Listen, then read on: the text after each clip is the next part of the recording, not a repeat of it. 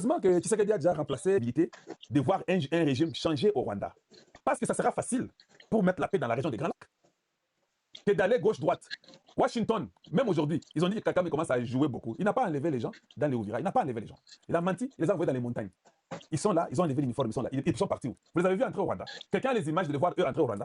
Vous en avez? Les États-Unis ont refusé. Pour dire que c'est pas vrai, on ne les a pas vus. Donc, il ne faut pas aussi embrouiller beaucoup de Congolais. Et nous savons ce que vous faites. Kagame a parlé aujourd'hui. Toyebi Poignazoloba. Il a parlé parce qu'il se sent coincé. Chaque fois qu'il est coincé, chaque fois qu'il est coincé, il parle. Hein, c'est comme ça, il vient maintenant mentir ses propres frères rwandais. Il est coincé, il sent que ça ne va pas. Et à Washington, ça ne va pas. Et les Européens commencent le langage. Les Européens, ils passer à Numba. Si les États-Unis changent, les Européens changent. Le premier pays à changer en Europe, c'est l'Angleterre. Le deuxième, c'est l'Allemagne. Et puis, c'est la Belgique qui rejoint rapidement. La France fait semblant, elle va toujours suivre, elle n'aura pas de choix. L'Italie, les autres vont tous se rallier. Voilà, c'est ce qu'on avait besoin. On avait besoin de faire cela et c'est très, très important. Donc, nous devons, des fois, essayer de comprendre les choses. Je vais mettre pour vous quelque chose. Vous allez suivre ce que Kagame va dire. Et puis, je vais vous revenir par après, puis suivant un peu, c'est très important.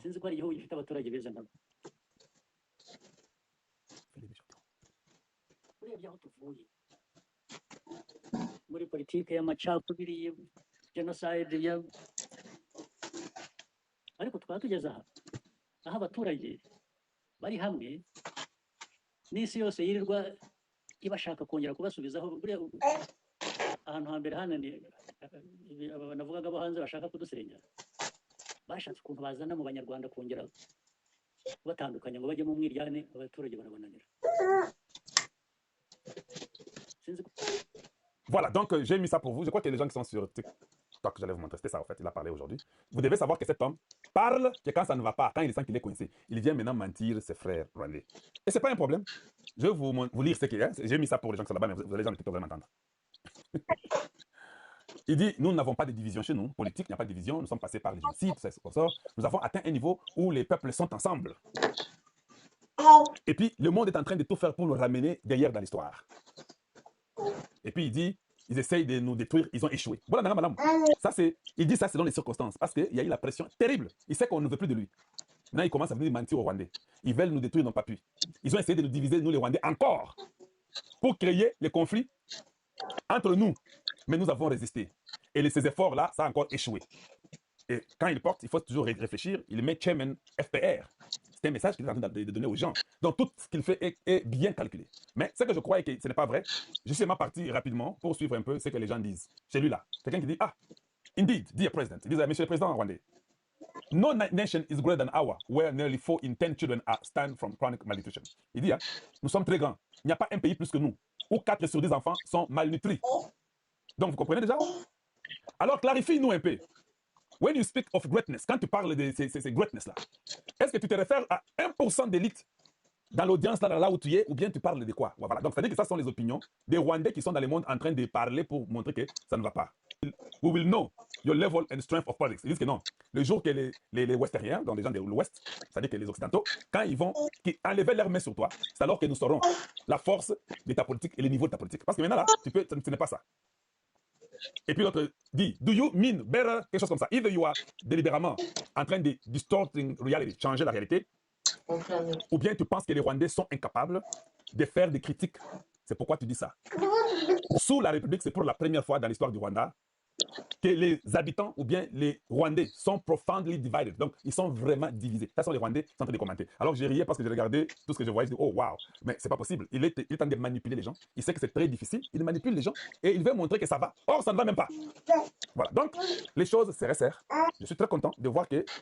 Donc, quand on voit Kagame sortir, commencer à parler en mentant son peuple comme ça, c'est bon pour nous. Cela veut dire qu'il sent que nous avons un contrôle. Dans le banane, pour que j'aie un peu ce contrôle-là, à ce que tu as contrôle, il y a mouké. S'il vous plaît, partagez, aimez la vidéo, je vous en supplie et je veux que ceci arrive à un plus grand nombre parce que l'émission d'aujourd'hui, Kitoko Makasi, j'ai d'autres informations à vous donner aussi aujourd'hui.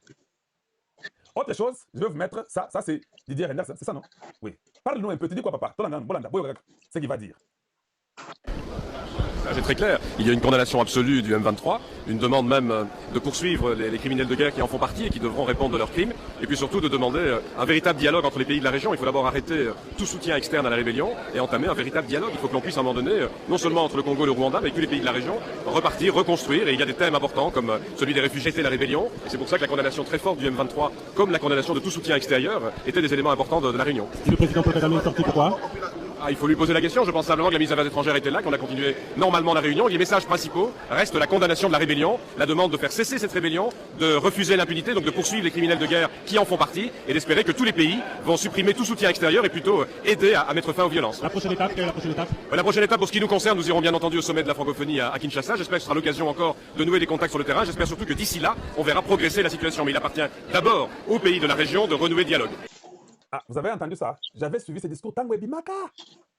Vous sentez maintenant que ça commence à avoir un sens. Vous sentez qu'il y a maintenant un sens à cette histoire ici. Il y a quelques 2 années, peut-être, je crois, si je ne me trompe pas. Est-ce que vous commencez à comprendre un peu ou bien c'est toujours flou? Les gens seront condamnés. Parce que c'est ça la finalité. Il faut que les gens arrivent à être condamnés. Toloba Tomata, c'est Tshisekedi qui est venu, qui a insisté, qui a cogné. Tout ce qu'ils ont dit là, vous voyez qui? C'est Renders qui avait dit ça il y a longtemps. Sur la francophonie du Congo. Vous savez que notre francophonie avait réussi, non? Vous avez vu ce qu'on avait fait. Donc j'avais remarqué que tout ce qu'on faisait réussissait. Même la francophonie, les gens ont fait tout pour que ça échoue. C'était incroyable, c'était du waouh. Même le monde, même les Français, ils avaient eu honte. Parce que la francophonie avait réussi chez nous terriblement. Ils vont revenir à la raison. Et ils vont comprendre qu'il faut punir. On ne peut pas aller au dialogue tant que vous ne punissez pas ceux qui ont détruit vos familles. Voilà pourquoi je vous ai dit.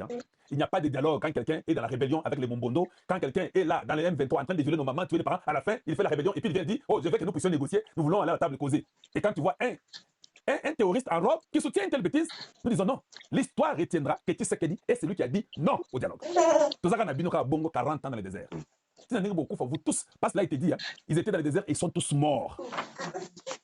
Voilà, c'est la vérité. Maintenant, j'ai les informations à vous donner rapidement.